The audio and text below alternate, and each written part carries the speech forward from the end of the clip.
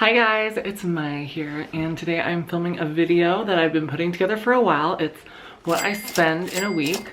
I am a 24-year-old trans girl living in Toronto, Ontario, so I thought it would be fun to share my perspective, and honestly I just wanted to know for myself how much I was going to spend in a week, so let's dive right in.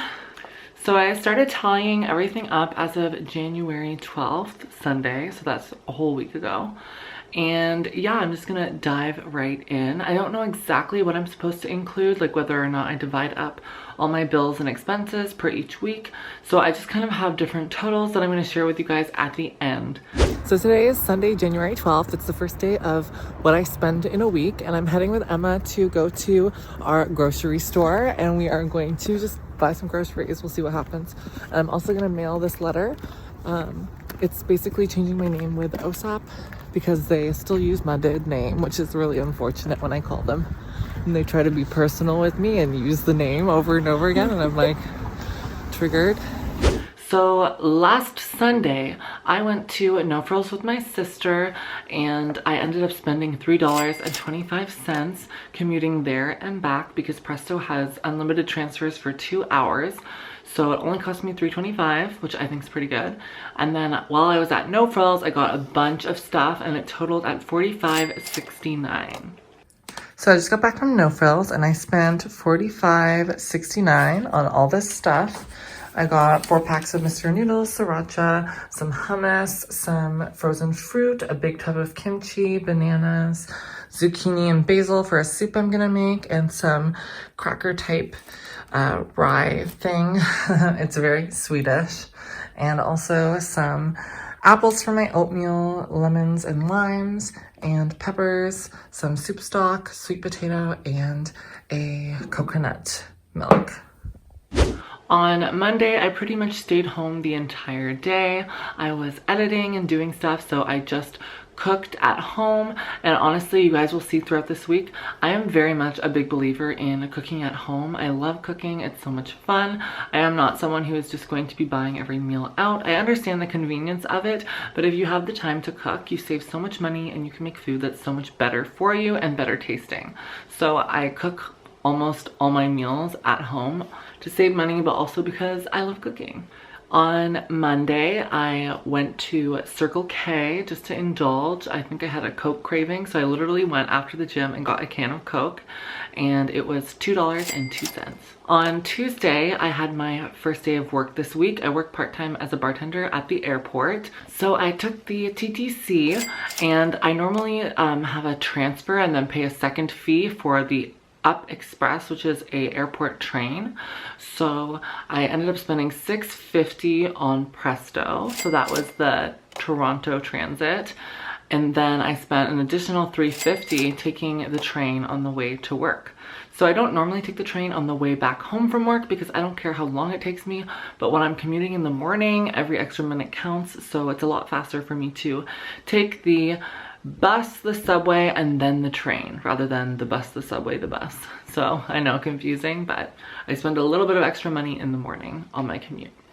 And then on Tuesday, I also did a little bit of online shopping. I went to Sephora's website and purchased $152.55 worth of product, which isn't a normal purchase for me in a week.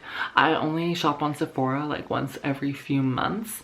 I tend to stick to the basics and what I already have, and I'm not the kind of person who has like 20 of every kind of makeup. So I did want to purchase some self-tanner and also a new eyeshadow palette because mine is getting really old.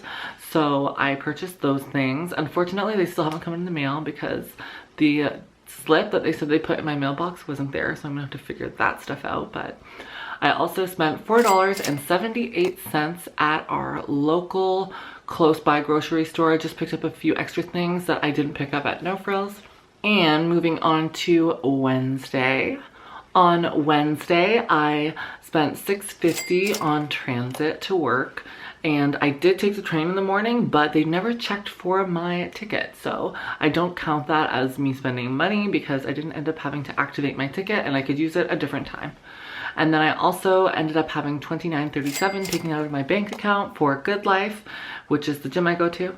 And then later that evening, I also indulged in 7-Eleven. I got some treats and scratch tickets and stuff for $7.56. On Thursday, the only cost I have is transit to and from work, which is $6.50 once again. And the reason why I didn't charge for the Up Express that day either is because I forgot to get off on my stop on the subway, so I just ended up taking it all the way to work, even though it takes a bit longer and it's not as nice. Then fast forward to Friday, I actually came here, which is Igor's dad's house, and that's because he's dog sitting for the week while his dad's on vacation. So I ended up taking the train out of the city, and my Presto had to reload for that, so it was $30, even though the train is only around $10. And then I also ended up having to pay my cell phone bill on Friday, so it was $96.05 for that. And then I also visited my cousin in Newmarket. She works at a salon there, and she gave me a really nice blowout and trim, so my hair's feeling so fresh and it looks so good. And this is day 3. So she did this on Friday. It lasted Saturday, and now it's Sunday, and it's still looking great, so totally worth it.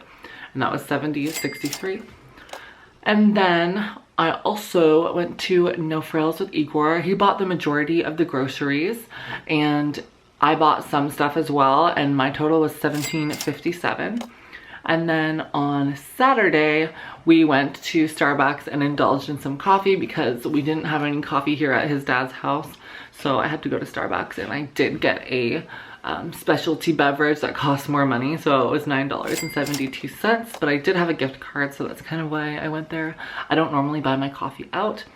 I always make it at home myself. I use a Silk Almond Hazelnut Creamer, and it is the best. I can't get it as good anywhere else. And to be honest, I don't even like Starbucks. I worked there for a while, and it was a really fun place to work, and at the time I didn't know what a great crafted beverage was. I've gone to so many Starbucks, and they completely foam the milk wrong. It's not microfoam, especially when you're getting soy milk or an alternative. They just don't know what they're doing with it, and so then you end up with half foam, half drink. I know you guys are wondering, like, where's all the eating out costs and stuff? But honestly, every morning I'll make my own breakfast. I will meal prep and batch cook so that I have food for work to bring to work. I made a delicious soup this week. I made gnocchi. I made all this kind of food at home with the groceries that I bought. I hate when produce is going bad. It's always on my mind. Like, even now when I'm away from home, I'm thinking about those peppers I have in the fridge and stuff. I always want to make sure that I'm using all of the food that I buy, so I rarely eat out. I did eat out with Igor at the Mandarin on Friday when he picked me up, and it was just a little treat that he had for me, so I didn't end up paying anything for that. And that's pretty much the only time that I ate out this week, so it was very cost effective, I must say. But with everything considered, with all the money that was taken out of my bank account this week, the whopping total is $492.19. So that is 1 week, all the bank accounts that I have, the money in total taken out. So I also did a reduced total. So that's all the money that I've taken out, but deducted the amount of money taken out for other expenses that last over the month. So bills per se. So like cell phone bill was $96.05, but that's not just gonna be for that 1 week, that's the whole month. So I deducted the rest of the week's worth. Same with the Presto reload. It was only $10 for me to come here, but I reloaded $30, so I'll deduce the 20 and just stuff like that. So taking away the excess money that was taken out of my account, the total would be reduced to $383.14, which I think sounds a little bit better. I know this was an expensive week for me because I did go to the salon, which I literally do like twice a year, and I also shopped on Sephora, which I don't do very often. But yeah, I don't know, $383 isn't that bad. $383.14. But I also did another total. So I completely added in all the other bills that I have paid on previous weeks for this month and divided them up, like whether that's the gym, internet, and I also included my rent as well. So my entire total living cost for this week was $615.64. So that is every single bill or anything that's been divided up over the month and included in this week. And obviously the $615 is inflated with the $150 at Sephora and the hair salon visit. So obviously I don't spend $615 worth of living costs every week, but all in all, I would say it's not too bad for me. It's expensive living in Toronto. It's one of the most expensive cities in North America now. It's like getting up there with New York and other cities. So I can't complain about my strategies. I do try to save money by not buying coffee out. I try to save money by not buying food out, and I think it really does help in the long run. I'm really trying to hustle in 2020, so I really want to save more money and really consider what I want out of life and what I value purchasing. And it may not necessarily be material things, but more so experiences. Like, I'd love to travel a bit more this year. I'd love to see more concerts, so it's good to save your money for that. But yeah, that's my video. I hope you guys found this interesting. If you guys want to experiment, I challenge you to make a video like this as well. Let me know what your results are, because I find this really interesting. I've seen a lot of varying results depending on who's doing this.